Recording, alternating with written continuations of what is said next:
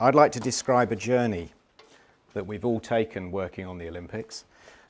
My journey, I'd like to argue, started in 1948, which was, I hasten to add, before I was born, and you'll see why in a minute. It's a sort of a bit of a theory in landscape that you keep bumping into people that you've known or worked with before. So Tom and I were best mates at college, and then I didn't see him for a few years, and then we were best mates for the four or 5 years on the Olympics. I worked for Atkins. I'm going to play a numbers game. I think there's 18,000 of us, a bit bigger than Arabs. And we were the official engineering design service for the London 2012 Games because we were part of a sponsorship deal. And I've got the badge to prove it. So we were quite fortunate that we were able to talk about our work at the time that we were doing it. There was a confidentiality agreement with other people. They couldn't talk about it. So we were able to do a lot of presentations, and I've done probably about 50 to all sorts of different people and all around the world. The reason I said the journey started for me in 1948 was these are some tickets, as you can see, in a programme that belonged to a young Australian girl who went to the opening of the Olympics. It's quite interesting to look at the programme. There's some countries' names on there that have changed. There's some countries' names that are missing. So Germany, Japan weren't invited, and Russia declined to come. The cost of the entry ticket there for the opening was, I think, in today's money, 35p. And the overall budget was £760,000. A young lad also went to the Olympics with his mates from the running club and took some of these photographs. The middle photograph is the start of the 100-yard dash, as it was called. He managed to get a photograph of the start. The race, I think, took 10.3 seconds, and he couldn't wind his old-fashioned camera on quick enough to get the end of it. So 44 years later, I married the daughter of the young Australian girl that went to the Olympics, and 64 years later, the young lad's son, the guy who took the black and white photos, the young lad's son, me, and his grandchildren went to the Olympics. So a bit of a reoccurring theme, all the way through, a thread going through it. Like the other speakers, I looked at all of the works that we got involved in. This is similar, I think, to someone else's slide. Infrastructure features quite large, and that's because Tom and I were the landscape engineering, and Atkins was involved in a lot of the infrastructure works. Atkins' role started with the enabling works in 2006, and then we went on to site-wide infrastructure, engineering design for low cog, which is, of course, is outside of the park, and all sorts of other areas, quantity surveyings, and all sorts of other disciplines. And these are doing this sort of word cloud thing to see how often, from the sort of list of people that worked on the job, how often different job titles appeared. So bigger, more of, hence engineering is quite large. Management, and somewhere on there, if it works, is landscape, which I think is here. So there was only a few of us, it would appear, on the scale of things, but we did have a huge number of people working on the project, in excess of 1,000 people, I think, at some time. In terms of deliverables, the initial meeting that I went to was 28th of September 2007. I've normally worked overseas, so I returned back from a job in Oman, working on a master plan for the Oman Botanic Gardens, which my colleague Tom is now sorting out the detailed design of. We weren't involved, I have to say. I was at a bit of a loose end, and I was asked to come up to the London office to work for a few weeks on the Olympics, and I was stuck on it for about 4 or 5 years. Lots of meetings in Arab offices, which I highly recommend because you get nice cakes. So lots of collaboration, working towards producing a lot of detailed engineering, landscape engineering drawings, lots of documents, specifications, ultimately going towards construction. So these are some of the seats. Another bit of a reoccurring theme on this is my wife also worked on the scheme. She's a landscape architect, and she designed these, which I then sorted out, but don't tell her. And so that's those seats in use. Of course, a lot of what we do is underground. So in one of the many, dare I say it, boring meetings, I started to sketch up a sort of slice through of what lies below. Obviously not all in the same place, but you can get an idea that there's irrigation, there's pipes, there's stormwater drainage. On the wetlands, there's core matting, which supported the wetland planting, and then the seats. So there's an awful lot happening underneath. And one of the interesting things was when I visited, I was working overseas. I left before the games started. I left in 2011, but I did come back for the games.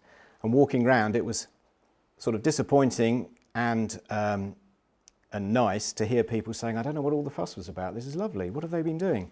So we kind of did a good job in that nobody realised the extent of our works, and I think perhaps it might have benefited from some interpretive boards showing what it was and the big fridge mountain and all the rest of it. As I say, we've done a lot of presentations and a lot of which have been to children to encourage them into the profession. So quickly going through the sort of things that we need to consider: observation, imagination, communication, and ultimately construction. As I say, I left and I flew out of the UK to take up a position in Bahrain and then ultimately in Qatar. On my way out, you pass, well in fact this was on the way in, but it's better to say on the way out, I passed the Olympic Park and looked down on some of the work that we'd done. And this is where I arrived, in Qatar. So this is downtown Doha. I lived in one of those tower blocks and slightly different. As was said, our work there, my work there, was to look at local roads and drainage. So I've gone from park and public realm, local roads and drainage, and I'm now looking forward to litter bins and dog mess or something like that. Big area, 200 square kilometres over London, looks like that. All these houses have been built with temporary roads and often no drainage. So we've come in and we're looking at streetscape. And what's nice about this is there's a number of people from Atkins who worked on the park who are shunted out to Doha, a lot of engineers, and we are taken seriously. So again, it's that sketch of what goes on underneath. Nobody's bothered about that. They are if it goes wrong, but on a daily basis they're not worried about the pipes and the curbs and all the rest of it. It's what they see and touch and the quality of the streetscape. Initially we were working with EDA on the master plan, they're now called ACOM. And ACOM have pitched up out in Doha and are reviewing some of these drawings. So not the same people, but the same company. I have a team in Bangalore.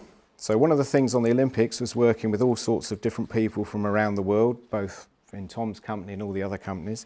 I now have a team in Bangalore, and there are a number of landscape architects and urban designers out there. The rest of my team are in Doha, Manchester, London, and there's some people in Delhi. Now obviously working with all these different cultures, it's fascinating, and one has to consider how to explain what it is we're doing.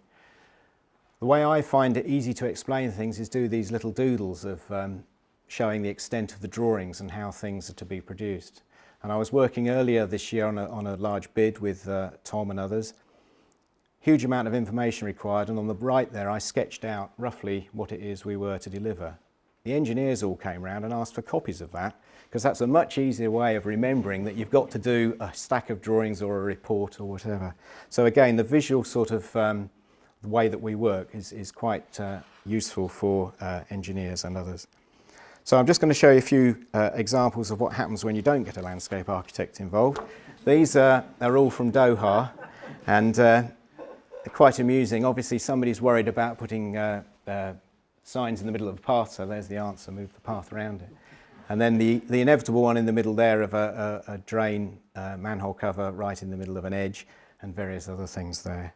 But my particular favourite is this one, where we've got dropped curbs and a pedestrian crossing point in quite an important area of Doha that didn't quite go right. The other thing that we've been able to do is to continue to waffle on around the world and tell them about the Olympics. So as Tom was saying, raising the profile of the profession. Top left is in Bahrain, where we did a presentation in the embassy, and the gentleman, the Arab gentleman, is a representative of the Bahrain Olympic Committee. I've also done presentations in Saudi Arabia, and then obviously to my colleagues in India. At the Bahrain embassy, the ambassador's wife very kindly said it brought a tear to her eye and she was proud to be British. So that was rather nice to be able to spread the word. A lot of the work we did on the Olympics was looking after the community and contributing and giving something back.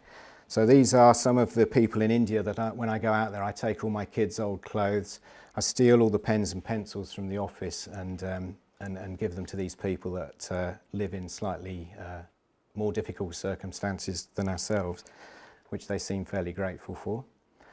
And then the other thing on the Olympics was health and safety. That was a big thing. Everybody had to go home safe at the end of the day.